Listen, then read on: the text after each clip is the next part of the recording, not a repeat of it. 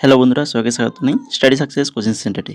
বন্ধুরা, তোমাদের জন্য চলে এসেছি আবার কিন্তু আরেকটি এমটিএসের জেনারেল নলেজ এবং জেনারেল সায়েন্সের কিছু গুরুত্বপূর্ণ বাছাই করা কোশ্চেন নিয়ে।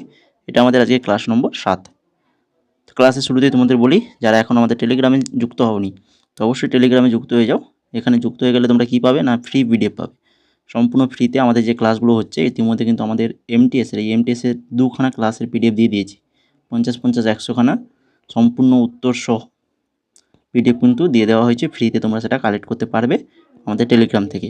তো যুক্ত হয়ে যাও টেলিগ্রামে, এবং সেই সঙ্গে যারা চ্যানেলটাকে এখনও সাবস্ক্রাইব করে রাখোনি তো অবশ্যই চ্যানেলটাকে সাবস্ক্রাইব করে বেল আইকনে ক্লিক করে রাখো এই ধরনের গুরুত্বপূর্ণ ক্লাসগুলো পাওয়ার জন্য। তো চলো শুরু করি। প্রথম কোশ্চেন দেখো কী রয়েছে। 2011 সালের আদমশুমারি অনুসারে নিম্নলিখিতগুলির মধ্যে কোন রাজ্যের লিঙ্গ অনুপাত সবচেয়ে কম? কোন রাজ্যের লিঙ্গ অনুপাত সবচেয়ে কম? তো সঠিক অ্যান্সার হয়ে যাবে হরিয়ানা। কেরালায় ভারতের সর্বোচ্চ লিঙ্গ অনুপাত রয়েছে। সর্বোচ্চ যদি বলে তাহলে কেরালা, সর্বনিম্ন তাহলে হরিয়ানা হয়ে গেল। ঠিক আছে, তো এরপরে চলে যাও পরবর্তী কোশ্চেন 2 নম্বর কী রয়েছে। রাজ্যসভার সদস্য হতে একজন ভারতীয় নাগরিকের কমপক্ষে কত বয়স হতে হবে? রাজ্যসভার সদস্য হতে গেলে 30 বছর বয়স হতে হবে, কমপক্ষে 30 বছর বয়স হতে হবে। উৎপাদিত পণ্য এবং পরিষেবার বার্ষিক মূল্য গণনা করতে ব্যবহৃত পণ্য পদ্ধতিকে ড্যাশ বলা হয়? উৎপাদিত পণ্য এবং পরিষেবার বার্ষিক মূল্য গণনা করতে ব্যবহৃত পণ্য পদ্ধতি সেটা হচ্ছে মূল্য সংযোজন পদ্ধতি। ঠিক আছে, মূল্য সংযোজন পদ্ধতি বলা হয়। সাতবাহনদের সবচেয়ে গুরুত্বপূর্ণ শাসক ছিলেন কে? সাতবাহন বংশের সবথেকে গুরুত্বপূর্ণ শাসক ছিলেন হচ্ছে গৌতমীপুত্র সাতকর্ণী। এরপরে নিচের কোন প্রণালী শ্রীলঙ্কাকে ভারত থেকে বিভক্ত করেছে? শ্রীলঙ্কাকে ভারত থেকে বিভক্ত করেছে কে? না হচ্ছে পক প্রণালী। এরপর 1995 সালে শুরু 1995 সালে গুরু কেলুচরণ মহাপাত্র পুরস্কার চালু করা হয়েছে। তাহলে গুরু কেলুচরণ মহাপাত্র পুরস্কার কবে চালু করা হয়েছে? 1995 সালে। তো গুরু কেলুচরণ মহাপাত্র কোন নৃত্যশৈলীর জন্য বিখ্যাত? খুবই ইম্পর্টেন্ট নাম এই কেলুচরণ মহাপাত্র। তো ইনি কিন্তু একজন বিখ্যাত ওড়িশি নৃত্যশিল্পী। তারপরে নিচের কোন নদীর উৎপত্তি মহারাষ্ট্রে? কোন নদীর উৎপত্তি মহারাষ্ট্রে? এটা হচ্ছে গোদাবরী। চেঙ্গিস খানের অধীনে মঙ্গল বাহিনী ড্যাশ সালে উত্তর পূর্ব ইরানে ট্রান্সঅক্সিয়ানা আক্রমণ করেন 1219 সালে। তারপরে পৃথিবীর বৃহত্তম মহাদেশ কোনটি? পৃথিবীর বৃহত্তম মহাদেশ হচ্ছে এশিয়া। আমাদের এশিয়া মহাদেশ পৃথিবীর কিন্তু বৃহত্তম মহাদেশ। তারপরে স্ট্যান্ড আপ ইন্ডিয়া প্রকল্পটি লক্ষ্য ভারতের ড্যাশ সম্প্রদায়ের মধ্যে নব উদ্যোগ প্রসার। ভারতের তপশিলি জাতির সম্প্রদায়ের মধ্যে নব উদ্যোগ প্রসারের জন্যই কিন্তু এই স্ট্যান্ড আপ ইন্ডিয়া প্রকল্পটি চালু করা হয়েছে। তারপরে দেখো উদয়পুর 1568 সালে আকবরের হাতে চিতোরের পতনের পর ড্যাশ দ্বারা প্রতিষ্ঠিত হয়েছিল। আকবরের হাতে চিতোরের পতনের পর এটা রানা উদয় সিং দ্বারা প্রতিষ্ঠিত হয়েছিল উদয়পুর। তারপরে ভারতীয় সংবিধানের কোন অনুচ্ছেদে ধর্মের বিষয়ে নিজস্ব বিষয়গুলি পরিচালনা করার স্বাধীনতা প্রদান করে? ভারতের সংবিধানের কোন অনুচ্ছেদটি ধর্মের বিষয়ে নিজস্ব বিষয়গুলি পরিচালনা করার স্বাধীনতা প্রদান করে? ধারা 26 নম্বর ধারা এটা বলা রয়েছে। তারপরে ভারতের সংবিধান ব্যাখ্যা করার ক্ষমতা কার আছে? ভারতের সংবিধান ব্যাখ্যা করার ক্ষমতা এটা রয়েছে সুপ্রিম কোর্ট এবং হাইকোর্ট উভয়েরই রয়েছে। অম্বুবাচী মেলা কোন স্থানে অনুষ্ঠিত হয়? অম্বুবাচী মেলা এটা হয়ে থাকে গুয়াহাটিতে হয়ে থাকে। নিচের কোনটি কৃত্রিম মিষ্টি কোনটা? না হচ্ছে যেটা স্যাকারিন হচ্ছে একটি কৃত্রিম মিষ্টি। এরপরে দেখো 16 নম্বরে কী রয়েছে না হচ্ছে কোন বিখ্যাত ভারতীয় ক্রীড়াবিদকে ক্যাপ্টেন কুল নামে ডাকা হয়? খুবই সহজ কোশ্চেন, দেখতেই পাচ্ছ। তো মহেন্দ্র সিং ধোনিকে কিন্তু ক্যাপ্টেন কুল বলে ডাকা হয়। ভারতের সতীদাহ প্রথা কত সালে নিষিদ্ধ করা হয়েছিল? সতীদাহ প্রথা নিষিদ্ধ করা হয়েছিল 1829 সালে। 1829 সালে 4 ডিসেম্বর লর্ড বেন্টিং সতীদাহ প্রথা কিন্তু ফৌজদারি আদালতে অবৈধ এবং শাস্তিযোগ্য বলে ঘোষণা করেন। লর্ড উইলিয়ামস বেন্টিং 1828 থেকে 1835 সালের মধ্যে ভারতে গভর্নর জেনারেল হিসেবে কিন্তু দায়িত্ব পালন করেছিলেন। লর্ড উইলিয়াম বেন্টিং 1828 থেকে 1835 সালের মধ্যে ভারতের গভর্নর জেনারেল হিসেবে দায়িত্ব পালন করেছিলেন। তারপরে দেখো নিচের কোন উপাদানটি বিদ্যুতের পরিবাহী? বিদ্যুতের পরিবাহী কোনটা? সেটা হচ্ছে রূপা। রূপা কিন্তু বিদ্যুৎ পরিবহন করতে পারে, বাকি কাঁচ, অভ্র বা ইবোনাইট এগুলো কোনোটাই কিন্তু বিদ্যুৎ পরিবহন করতে পারে না। মানবদেহের নিম্নলিখিত অঙ্গগুলির মধ্যে কোনটি নিউমোনিয়া রোগের সবচেয়ে বেশি আক্রান্ত হয়? সবচেয়ে বেশি নিউমোনিয়াতে আক্রান্ত হয় কিন্তু ভারতের মানবদেহের ফুসফুস। মানবদেহের ফুসফুস কিন্তু সবথেকে বেশি আক্রান্ত হয়ে থাকে। এরপরে 20 নম্বর, একটি ফুটবল দলে কতজন মাঠে খেলোয়াড় থাকে? একটা দলে 11 জন করে থাকে, তাই তো? যেমন ক্রিকেট খেলতে থাকে এক একটা টিমে এক একটা দলে 11 জন করে, ঠিক একই রকমভাবে ফুটবলেও কিন্তু 11 জন করে থাকে। বিশ্বের বৃহত্তম প্রবাল প্রাচীরের ভৌগোলিক অবস্থান কী, যা গ্রেট ব্যারিয়ার রিফ নামে পরিচিত? গ্রেট ব্যারিয়ার রিফ নামে পরিচিত অস্ট্রেলিয়া বিশ্বের বৃহত্তম প্রবাল প্রাচীর ভৌগোলিক অবস্থান। গ্রেট ব্যারিয়ার রিফ অস্ট্রেলিয়ার উত্তর পূর্ব উপকূলের প্রশান্ত মহাসাগরে বিশ্বের বৃহত্তম প্রবাল প্রাচীর অবস্থিত। গবাদি পশু কেনাবেচার জন্য প্রাচীনকাল থেকে জনপ্রিয় কে, যা এক মাসব্যাপী অনুষ্ঠান নভেম্বর মাসে কার্তিক পূর্ণিমায় শুভ উপলক্ষে হরিহর নাথ মন্দিরের কাছে সংগঠিত হয়? সঠিক অ্যান্সার অপশান নাম্বার 2, সোনপুর মেলা। কী হয়ে যাবে? সোনপুর মেলা। গবাদি পশু কেনাবেচার জন্য প্রাচীনকাল থেকেই কিন্তু এটা জনপ্রিয়, এই মেলাটি সোনপুর মেলা। ঠিক আছে, এরপর দেখো 23 নম্বর কোশ্চেন। ভারতের ব্রিটিশ শাসন আমলে লর্ড কার্জন কোন সালে বাংলা ভাগের ঘোষণা দেন? লর্ড কার্জন বাংলা ভাগ করেছিল কবে? কবে বঙ্গভঙ্গ হয়েছিল? 1905 সালে। কে করেছিল? লর্ড কার্জন করেছিল। 1911 সালে বঙ্গভঙ্গ রদ হয়েছিল। দ্বিতীয় লর্ড হার্ডিঞ্জ বঙ্গভঙ্গ রদ করেছিলেন। ব্রিটিশ ভারতের রাজধানী 1911 সালে কলকাতা থেকে দিল্লিতে স্থানান্তরিত করা হয়েছিল। এটাও কিন্তু ভালো করে মনে রাখবে। 1911তে বঙ্গভঙ্গ রদ হয়েছিল এবং 1911 সালে কলকাতা থেকে দিল্লিতে স্থানান্তরিত হয়েছিল ব্রিটিশ ভারতের রাজধানী। কুতুব মিনার কোথায় অবস্থিত? কুতুব মিনার কোথায় রয়েছে? তো দিল্লিতে রয়েছে, তাই তো? এরপর দেখো বিখ্যাত বলিউড অভিনেত্রী হেমা মালিনী একজন প্রশিক্ষিত ড্যাশ নৃত্যশিল্পী। হেমা মালিনী কোন নৃত্যের সাথে যুক্ত? ভারতনাট্যম নৃত্যের সাথে যুক্ত। নিচের কোনটি ভারতের 6টি যোগাযোগ মেল চ্যানেলের অংশ নয়? যোগাযোগ মেল চ্যানেল, এই কোশ্চেনটা কিন্তু বারবার ঘুরে আসছে পরীক্ষায় কিন্তু, তো এবারে কিন্তু আবারও তোমাদের আসার সম্ভাবনা রয়েছে, তার জন্য দিয়ে দিচ্ছি। দেখো এই মাসিক চ্যানেল, এটা কিন্তু মেল চ্যানেল নয়। মোট 6টি মেল চ্যানেল রয়েছে, সেগুলো জেনে রাখলেই হয়ে যাবে। কী কী রয়েছে দেখো, রাজধানী channel, metro channel, green channel, ব্যবসায়িক চ্যানেল, বাল্ক মেল চ্যানেল আর হচ্ছে পিরিয়ডিক্যাল চ্যানেল। তো এই 6খানা চ্যানেলের নাম ভালো করে মনে রাখো, ঠিক আছে? তারপরে দেখো 27 নম্বর কোশ্চেন। কোন ভারতীয় সঙ্গীত শিল্পীকে তার অ্যালবাম প্ল্যানেট ড্রামের জন্য গ্র্যামি পুরস্কার দেওয়া হয়েছিল? প্ল্যানেট ড্রামের জন্য গ্র্যামি পুরস্কার দেওয়া হয়েছিল কোন ভারতীয় সঙ্গীত শিল্পীকে?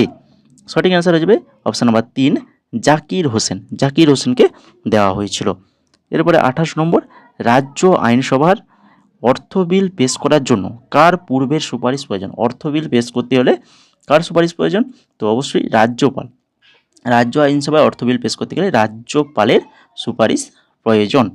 তারপরে দেখো গাঙ্গুবাই হাঙ্গল প্রাথমিকভাবে কোন ঘরানার অন্তর্গত ছিলেন? গাঙ্গুবাই হাঙ্গল কিরানা ঘরানার অন্তর্গত ছিলেন। রৈখিক ভরবেগ পরিমাপের একক কী? রৈখিক ভরবেগ পরিমাপের একক হচ্ছে কেজি মিটার পার সেকেন্ড। তারপরে 31 নম্বর, বিশ্বভারতীয় একটি বিখ্যাত শিক্ষা প্রতিষ্ঠান। বিশ্বভারতী একটি একদম বিখ্যাত শিক্ষা প্রতিষ্ঠান জানো তো? 1921 সালে প্রতিষ্ঠিত হয়েছিল। কবে হয়েছিল? 1921 সালে। তো কে প্রতিষ্ঠা করেছিল? এটা পারবে সবাই, রবীন্দ্রনাথ ঠাকুর করেছিল, তাই তো? এরপরে চলে যাও 32 নম্বরে কী রয়েছে যে 2016 সালে পদ্মশ্রী পুরস্কার প্রাপ্ত বিখ্যাত লোকশিল্পী গুলাবো সাপেরা কোন নৃত্যের একজন উদ্যোক্তা? গুলাবো সাপেরা একজন কিন্তু বিখ্যাত কালবেলিয়া নৃত্যের একজন উদ্যোক্তা। তারপরে দেখো 2023 সালের জুন পর্যন্ত ভারতের সংবিধানে কতগুলি তপশিল রয়েছে? ভারতের সংবিধানে মোট 12খানা তপশিল রয়েছে। এরপরে দেখো 34 নম্বরে কী রয়েছে? মেন ক্যাম্প কোন বিশ্ববিখ্যাত ব্যক্তির আত্মজীবনী? এটা হচ্ছে কার আত্মজীবনী? এটা হচ্ছে অ্যাডলফ হিটলারের আত্মজীবনী হচ্ছে মেন ক্যাম্প। তারপরে দেখো 35 নম্বর আর কে নারায়ণ ড্যাশের লেখক কোনটা? এই যে নিচের যে লেখা রয়েছে দেখো, এগুলোর মধ্যে কোনটা আর কে নারায়ণ লেখা? এগুলোর মধ্যে এই যে দ্য গাইড হচ্ছে আর কে নারায়ণ লেখা। তারপর বা যে গডেন হচ্ছে মুন্সি প্রেমচাঁদ। আর আনটাচেবলস এটা হচ্ছে মুলকরাজ আনন্দ। আর far from the madding crowd এটা হচ্ছে টমাস হার্ডির লেখা। তারপর দেখো 36 নম্বর কোশ্চেন, পাঞ্জাব রাজ্য নিম্নলিখিত কোন প্রাকৃতিক সম্পদে সমৃদ্ধ? পাঞ্জাব কিসে সমৃদ্ধ? উর্বর মাটি। পাঞ্জাবে উর্বর মাটির জন্য কিন্তু বিখ্যাত, উর্বর মাটি রয়েছে, যার জন্য কিন্তু এখানে চাষাবাদ কিন্তু ভালো হয়, ধান চাষ কিন্তু খুব ভালো হয়ে থাকে এই পাঞ্জাবে। তারপরে দেখো বিহু কোন রাজ্যের লোকনৃত্য? এটাও পারবে সবাই, এটা খুবই সহজ কোশ্চেন। আসামের লোকনৃত্য হচ্ছে বিহু। এখনও পর্যন্ত যারা ক্লাসটাকে লাইক করোনি, তো অবশ্যই ক্লাসটাকে লাইক করো, কমেন্ট করে জানাও ক্লাসটা কেমন হয়েছে, সেই সঙ্গে বন্ধুদের মাঝে অবশ্যই শেয়ার করবে এবং চ্যানেলটাকে সাবস্ক্রাইব না করে থাকলে সাবস্ক্রাইব করে বেল আইকনে ক্লিক করবে। তো এবার চলো 38 নম্বর কোশ্চেন দেখে নিই। কোন প্রক্রিয়াটিকে কখনো কখনো হাস বিভাজন বলা হয়? কারণ এটি শুক্রাণু এবং ডিম্বাণু গঠনের জন্য ক্রোমোজোমের সংখ্যা স্বাভাবিক সংখ্যার অর্ধেক কমিয়ে দেয়। তো সেটা হচ্ছে মিওসিস। কী হয়ে যাবে সঠিক অ্যান্সার? অপশান নাম্বার 3 হয়ে যাবে মিওসিস প্রক্রিয়াটিকে। তারপর দেখো কামাখ্যা মন্দির কোন শহরে অবস্থিত? তো কামাখ্যা মন্দির এটা রয়েছে গুয়াহাটিতে রয়েছে কামাখ্যা মন্দির। নিচের কোন বিবৃতিটি একটি মাইক্রোফাইন্যান্স ইনস্টিটিউট অর্থাৎ MFI-কে সবচেয়ে ভালোভাবে সংজ্ঞায়িত করে? MFIটা কি না, এটা হচ্ছে MFI হচ্ছে একজন অলাভজনক সংস্থা যা নিম্ন আয়ের ব্যক্তি এবং ছোট ব্যবসার জন্য আর্থিক পরিষেবা প্রদান করে থাকে। এরপর দেখো 41 নম্বর, নিচের কোন আত্মজীবনীটি সংশ্লিষ্ট ক্রিকেটারের সাথে সঠিকভাবে মেলে না? ক্রিকেটারের সাথে মিলছে না কোন? দেখো, the test of my life from cricket two cancer and back, এটা হচ্ছে যুবরাজ সিং, এটা তো জানো তোমরা। তারপরে দেখো স্ট্রেট ফর দ্য হার্ট, এটা কপিল দেব, এটাও ঠিক আছে। ক্রিকেট ডিলাইটফুল, এটা হচ্ছে মুস্তাক আলী, এটাও ঠিক আছে। বাকি প্লেয়িং ইট মাই ওয়ে এটা কিন্তু VVS লক্ষ্মণের নয়, এটা কার? এটা হচ্ছে সচিন তেন্ডুলকরের। আর VVS লক্ষ্মণের আত্মজীবনী কোনটা? না হচ্ছে 281 অ্যান্ড বিয়ন্ড। এরপর দেখো 42 নম্বর, ভারতের সংবিধানের কোন অনুচ্ছেদে রাষ্ট্রপতির কার্যাবলীর অনুশীলন রাষ্ট্রপতিকে সহায়তা ও পরামর্শ দেওয়ার জন্য প্রধানমন্ত্রীর সাথে একটি মন্ত্রী পরিষদের ব্যবস্থা করা হয়েছে?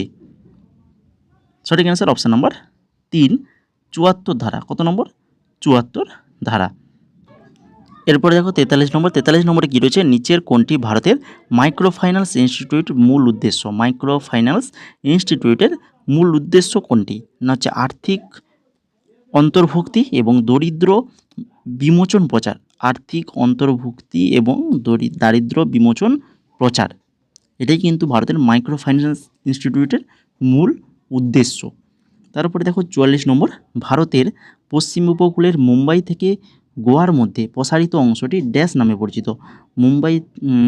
মুম্বাই থেকে গোয়া প্রসারিত অংশটিকে কোঙ্কণ উপকূল কী বলা হয়? কোঙ্কণ উপকূল নামে পরিচিত।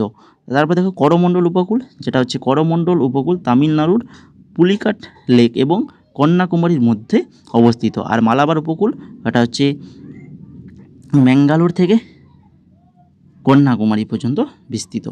তারপরে দেখো উত্তরপ্রদেশ সরকার দুধ উৎপাদন বাড়াতে যে প্রকল্প চালু করেছে তার নাম কি? উত্তরপ্রদেশ সরকার দুধ উৎপাদন বাড়াতে যে প্রকল্পটা করেছিল সেটা হচ্ছে নন্দবাবা মিল্ক মিশন। কোন ভারতীয় সঙ্গীত কিংবদন্তিকে ত্রিমুখী, পঞ্চমুখী, সপ্তমুখী, নবমুখীর মতো তালা রচনা করার কৃতিত্ব দেওয়া হয়? তিনি হচ্ছেন এম বালা মুরালী কৃষ্ণ। সামাজিক ধর্মীয় সংস্কারের উদ্দেশ্যে কোন সম্প্রদায়ের জন্য রাষ্ট্রগুপ্তার পত্রিকা শুরু হয়েছিল? ফার্সি সম্প্রদায়ের জন্য। উত্তর দক্ষিণ করিডোর যা গোল্ডেন চতুর্ভুজ সুপার হাইওয়ের একটি অংশ নিচের থেকে ভারতের কোন দুটি শহরকে সংযুক্ত করে? গোল্ডেন চতুর্ভুজ সুপার হাইওয়ে। উত্তর দক্ষিণ করিডোর, যা কী করে গোল্ডেন চতুর্ভুজ সুপার হাইওয়ের কিন্তু একটি অংশ, যেটা শ্রীনগর এবং কন্যাকুমারী এই দুটি শহরকে সংযুক্ত করে। 49 নম্বর, ড্যাশের সঙ্গী মুখোয়াতে নৃত্য। সঙ্গী মুখোয়াতে নৃত্য মিথ্যার উপর সত্যের বিজয় উদযাপন করে। নৃত্যটির নাম দুটি সিংহের মুখোশ থেকে উদ্ভূত হয়েছে, যা দুটি নর্তকীর দ্বারা পরিধান করা হয়, যারা ভগবান বিষ্ণুর একটি দিক নরসিংহের প্রতিনিধিত্ব করে। বলো এটা কোথাকার? এই যে নৃত্যটা মহারাষ্ট্রের একটি নৃত্য। লাস্ট কোশ্চেন, 50 নম্বর কোশ্চেন, রাষ্ট্রীয় নীতির নির্দেশমূলক নীতির উৎস কী? রাষ্ট্রীয় নীতির নির্দেশমূলক নীতির উৎস কী? জিওআই আইন 1935 থেকে নির্দেশের উপকরণ। ভারত সরকার আইন 1935-এর অধীনে ব্রিটিশ সরকার দ্বারা নির্দেশের উপকরণ জারি করা হয়েছিল। তো এই ছিল মোট 50খানা কোশ্চেনগুলো দেখতেই পাচ্ছ, খুবই important question, previous year question প্রত্যেকটি। তো ক্লাসটা যদি ভালো লেগে থাকে তো অবশ্যই ক্লাসটা লাইক করো, বন্ধুদের মাঝে শেয়ার করো। চ্যানেল নতুন হয়ে থাকলে অবশ্যই চ্যানেলকে সাবস্ক্রাইব করে বেল আইকনে ক্লিক করে রাখো। আর তোমাদের প্রথমেই বলেছি টেলিগ্রাম চ্যানেলে যুক্ত হয়ে যাও, ফ্রিতে পিডিএফ পেয়ে যাবে উত্তর সহ, সম্পূর্ণ ফ্রিতে উত্তর সহ পিডিএফ পেয়ে যাবে আমরা যে ক্লাসগুলো করাচ্ছি এই ক্লাসে। ঠিক আছে, তো যারা যুক্ত হওনি যুক্ত হয়ে যাও।